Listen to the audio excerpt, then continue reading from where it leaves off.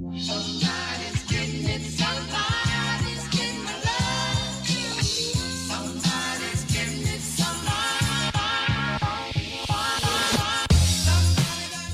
Je suis partagé. Je dirais un bilan plutôt positif, essentiellement sur le contenu que purement sur les résultats. Le résultat, j'aurais aimé qu'on ait une victoire de plus. On a malheureusement échoué après notre exploit face à Brest, mais dans le contenu, je trouve que c'est plutôt satisfaisant.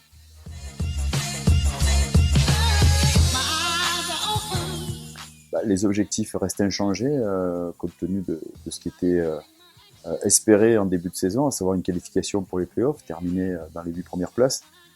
Là, on est un tout petit peu en retard, il aurait fallu un point de plus pour l'instant. On va dire qu'à 8 victoires et demie, on a de fortes chances de se qualifier pour les playoffs.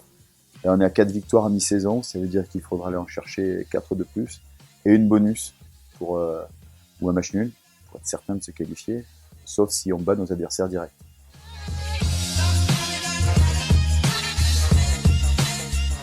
Forcément, de toute façon, jouer une compétition, quelle qu'elle soit, est toujours un objectif.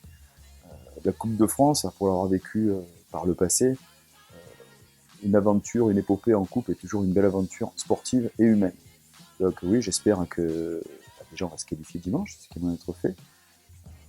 Figure de favori, mais il ne faudrait pas que l'équipe s'imagine être déjà en vacances. Donc oui, déjà passer ce tour-là, pour ensuite en 2020, voir plus haut en fonction aussi du tirage. C'est sûr que si le tirage suivant c'est de jouer Metz à Metz, ou quoique, sait-on jamais, mais vivre une belle aventure, ce serait sympa pour tout le groupe et tout le club.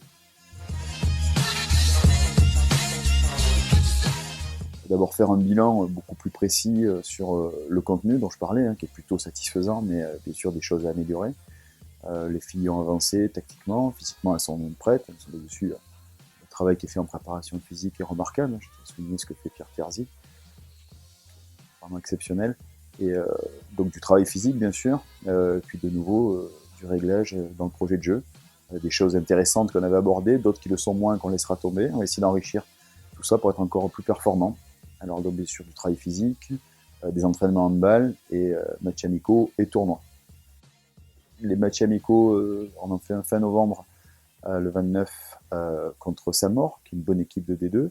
Ensuite on part début décembre à Plan-de-Cuc faire le tournoi international de Plan-de-Cuc, où on affrontera une équipe belge, Saint-Tron, semble-t-il, au premier match. Et ensuite on ne sait pas contre qui on tombe, ça dépend de nos matchs, mais il y aura Toulon, ce tournoi, il y aura également Saint-Maur, il y a l'équipe de France Espoir.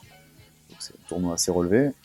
Et après le tournoi de Plan-de-Cuc, le week-end du 8, on aura encore une seule rencontre amicale contre le Pouzin avant d'attaquer les choses sérieuses après la mini-trêve de Noël. Reprise du championnat à Toulon le 29 décembre avant de recevoir Metz le 4 janvier au Palais des Sports. On sera prêt.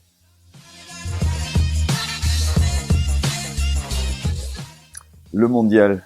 Alors, certainement la compétition la plus mal placée. C'est dommage qu'il arrive maintenant, le mondial. Alors on sait que c'est chaque année, mais c'est dommage. Allez, malgré ça, on va quand même souhaiter le meilleur à l'équipe de France et qu'elle revienne le plus tard possible, pas se faire éliminer, qu'elle ait eu le plus possible. N'oublions pas qu'il y a un membre du club qui fait partie du staff de l'équipe de France. Je parlais tout à l'heure de Pierre Terzi, notre préparateur physique. Il est également celui de l'équipe de France. J'espère qu'il reviendra avec quelque chose autour du cou, quelque chose de brillant si possible.